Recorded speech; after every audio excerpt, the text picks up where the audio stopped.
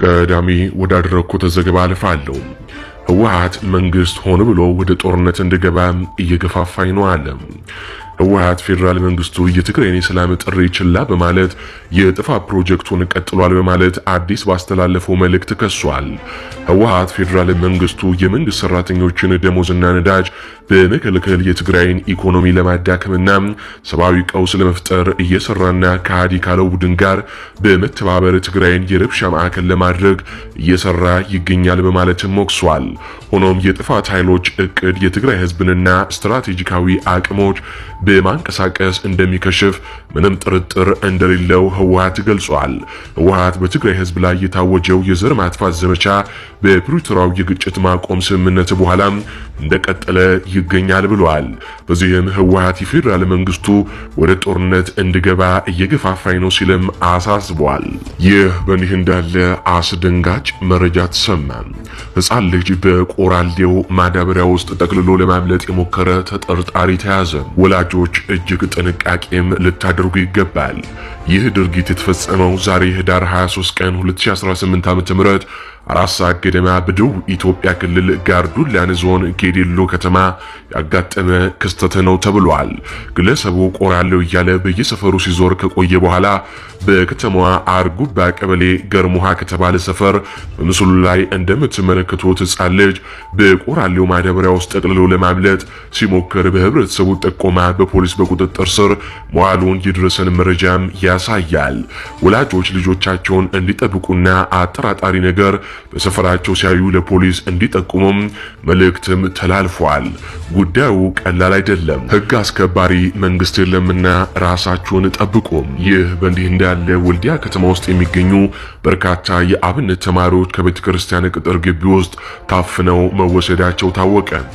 በቅርብ ወራት በበርካታ ከተሞች ውስጥ ወጣቶች ከየመንገዱና ከስራ ቦታ እየታፈሱ ለስልጠና ወደ ካምፖች እየገቡ እንደሆነ በተደጋጋሚ ያወጣናቸው መረጃዎች ጠቁመዋል። አሁን ከወደ ወልዲያ የደረሰን መረጃ እንደሚጠቁመው ደግሞ በርካታ የአብነት ተማሪዎች ባሳለፍነው ሳምንት ከቤተ ክርስቲያን ቅጥር ግቢ ውስጥ ታፍነው ተወስደዋል። ስልካቸውን ከተቀሙ በኋላ ባሳለፍነው ሳምንት በሚሊሻዎች የተወሰዱት የአብነት የቤተ ክርስቲያን ተማሪዎች ወልዲያ ከተማ የሚገኘው የቲንፋዝ ደብረ በረከት ቅዱስ ጊዮርጊስ ቤተክርስቲያንና የሌሎች ቤተክርስቲያን ተማሪዎች መሆናቸው ታውቋል። ቤተክርስቲያኒቱ ተማሪዎቹ እንዲለቀቁ በደብዳቤ ብትጠይቅም እስካሁን ምላሽም አልተገኘም። አፍነው የወሰዱት የሚሊሻ አባላት በወሰዱት በእያንዳንዱ ተማሪም 7000 ብር እየጠየቁም ይገኛሉ በማለት አንድ ስም አይጠቀስ ያሉና ጉዳዩን በቅርበት የሚያውቁ ምንጫችን ለሚዲያችን ተናግረዋል። ሚዲያችን ደረሰው ተጨማሪ መረጃ እንደሚያሳየው ታግተው የተወሰዱ ተማሪዎች ከቲንፋዝ ደብረ በረከት ቅዱስ ጊዮርጊስ ደብር 3 ከፒያሳ መንበረ ንግስት ቅዱስ ኪዳነ ምህረት ደብር 5 ከተማው ውስጥ በሚገኙ ሌሎች ደብር የሚማሩ 15 መሆናቸው ነው የተገለጸው። በአጠቃላይ ከ23 በላይ ተማሪዎች ተወስደዋል። አሁን ላይ በከተማ ውስጥ በሚገኝ አንድ ቀበሌ ውስጥ ታስረው እንደሚገኙም ከቤተ ክርስቲያን አካባቢ ሰምተናል በማለት ሌላኛው የከተማዋ ነዋሪ ተናግረዋል። ባሳለፍነው ሐሙስ ከተያዙት ተማሪዎች መካከል አንደኛው አርብ ለማምለጥ ሲሞክር ከሚሊሻ በተተኮሰበት ጥይት ተመቶ ከፒያሳ ወደ ቲንፋዝ በሚወስደው መንገድ ላይ ህይወቱ ማለፉም ታውቋል። ተማሪዎቹ ወዴት ሄዱ? ሚሊሻዎች እያገቷቸው ነው። ፖሊሶች ሲጠየቁ እኛ የለንበትም የምናውቀው ነገር የለም ይላሉ በማለት ምንጫችን ነግሮናል። በሌላ በኩል አዲስ አበባ ከተማ ውስጥ የሚኖሩ ኤርትራውያን ስደተኞች ታፍሰው ከተወሰዱ በኋላ ነፃ ለመሆን እስከ $1000 እየተጠየቁ መሆኑንም ሚዲያችን ከተያዥ ቤተሰቦች ሰምቷል። ከአሁን ቀደም ወጣቶች የደህንነት ስጋት ነው አጣርተን እንለቃለን ብለው የለቋቸው ነበር። አሁን ግን እስከ $1000 እየተጠየቅን ነው። ገቢው ለማን ነው? ምክንያቱስ ምንድነው? ፖሊስ ጣቢያዎችስ በገንዘብ ሊቀጡ ይችላሉ ወይ? የሚቀጡትስ በዜግነታቸው ነው ወይ? በማለትም ጥያቄም ያቀርባሉ። በተመሳሳይ በአዲስ አበባ በአዲሱ ሸገር ሲቲ ፋሪና ኬንትሪ አካባቢ ወጣቶች እየተያዙ የቀድሞ ፍጹም በላይ ሆቴልና ወጣቶች ማዕከል ውስጥ እየታሰሩ መሆኑንም ታውቋል። ብዙዎች ከክፍለ ሀገር ስራ ፍለጋ የመጡ መሆናቸው የታወቀ ሲሆን ቤተሰብ ለማስለቀቅ ከ30 ሺህ ብር እስከ 50 ሺህ ብር እየተጠየቁ መሆኑንም ሰምተናል። ይህ በእንዲህ እንዳለ አዲስ አበባ ላይ ሌላ አስደንጋጭ መረጃም ተሰምቷል። በአዲስ አበባ ቃሊቲ ፈጠነ ኮንስፓኛ ከሚባል ውድ ስጋ ቤት ውስጥ ባለ ጊዜ ነን ያሉ ሹማምንቶች እርስ በራሳቸው ሲታኮሱ መዋላቸውንና አካባቢውን ከፍተኛ ስጋት ላይ መጣላቸው ተገልጿል።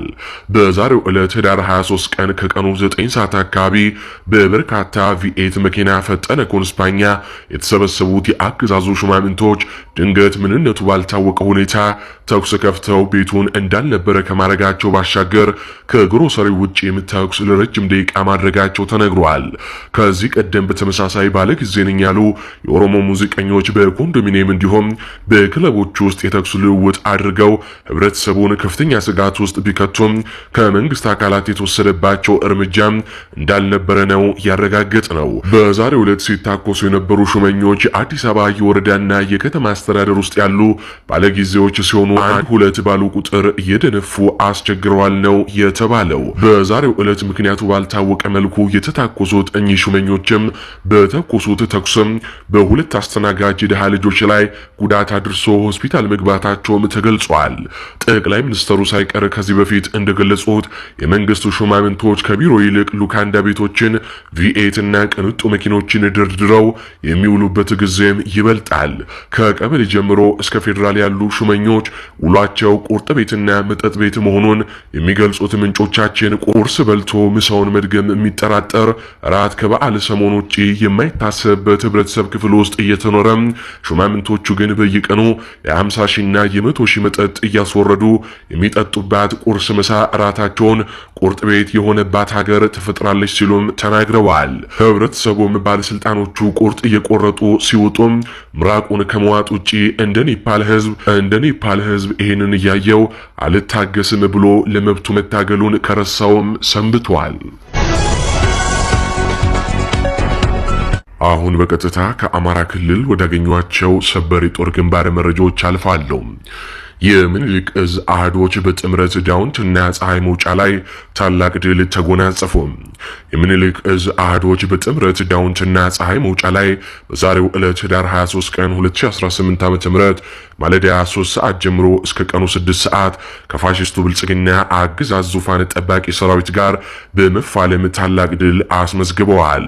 የብልጽግና ኃይል ዳውንት እና ፀሐይ መውጫ ከተማን ለመቆጣጠር ከኮርና ጋሸና አንድ ክፍለ ጦር ዙ 23ን ጨምሮ እንዲሁም ከወገል ጤና አንድ ክፍለ ጦር ዙ 23 ጋር ወደ ዳውንትና ፀሐይ መውጫ ማጥቃት ያደረገ ሲሆን ከምስራቅ አማራ ኮር 2 ዞበል አምባ ክፍለ ጦርና ከደጋው መብረቁ ኮር ከጽናት መክትና ስንጥ ክፍለ ጦር የተወጣጡ ሻለቆች እንዲሁም ሌሎች በመደራጀት ላይ ያሉ አህዶች በጥምረት የብልጽግናን ሰራዊት ለጊዜው በስም ያልታወቁ አመራሮችን ጨምሮ በመደምሰስና በማክሰል ከባድ ሰብአዊና ቁሳዊ ኪሳራ በማድረስ ብሎም ቀጠናውን ከተሞቹን በማስከበር ታላቅ ድል ተጎናጽፈዋል።